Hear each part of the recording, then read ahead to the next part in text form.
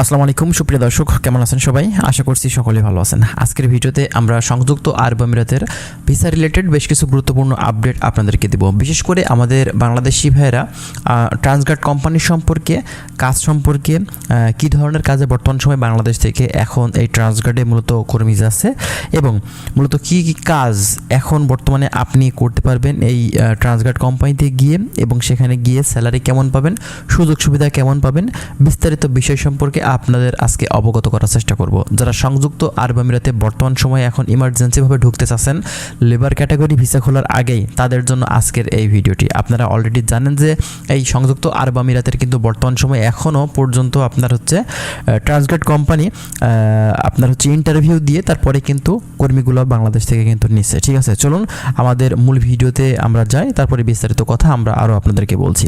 তো first of all আপনারা কিন্তু স্ক্রিনে একটা ছবি দেখতে পাচ্ছেন, যেখানে কিন্তু বেশ কিছু কাজের কথা এখানে বলা হচ্ছে বা দেখানো হচ্ছে। প্রথমত বিল্ডিং কনস্ট্রাকশন সেক্টরে মেশনের কাজ যারা জানেন তাদের ক্ষেত্রে বেসিক স্যালারি হবে হচ্ছে 1000 দিরহাম প্লাস 50 দিরহাম আপনি কিন্তু খাবারের জন্য পাবেন, এবং ওভার ডিউটি সহ টোটালি আপনি 1150 দিরহাম আপনি কিন্তু ইনকাম করতে পারবেন মেশনের কাজ থেকে।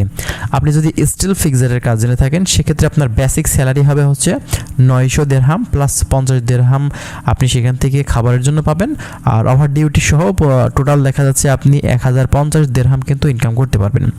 এর পাশাপাশি শাটারিং কার্পেন্টারের কাজ যারা জানেন তাদের ক্ষেত্রে 900 দিরহাম বেসিক স্যালারি, 50 দিরহাম খাবারের প্লাস ওভার ডিউটি আপনি সেখানে পাবেন টোটালি 1050 দিরহাম। এরপরে যারা স্কাফ হোল্ডার আছেন তাদের ক্ষেত্রে বেসিক স্যালারি 1300 দিরহাম ডিরেক্ট, খাবার নিজের।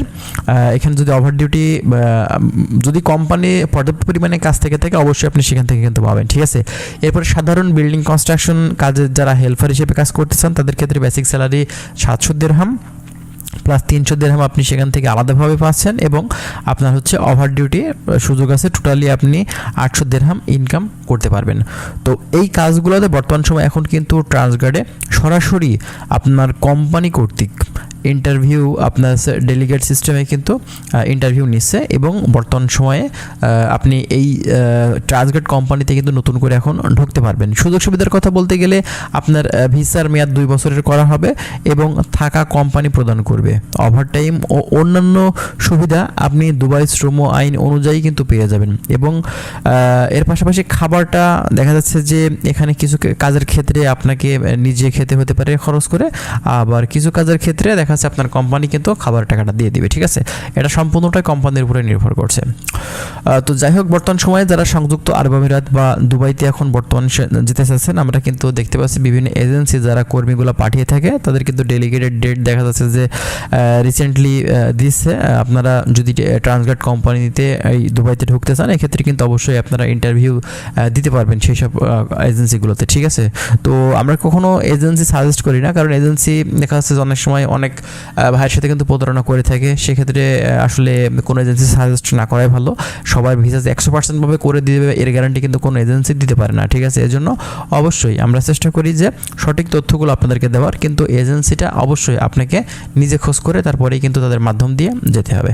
এটা হচ্ছে মূলত কথা। তো যাই হোক, আরও বিস্তারিত তথ্য আমরা রেগুলার আপনাদের মাঝে দেওয়ার চেষ্টা করব। অবশ্যই আপনারা আমাদের সাথে থাকবেন। আমরা চেষ্টা করছি বিভিন্ন ধরনের তথ্যগুলো আপনাদের মাঝে শেয়ার করার। তো ভালো থাকবেন, আশা করছি বিষয়গুলো বুঝতে পারছেন। আল্লাহ হাফেজ।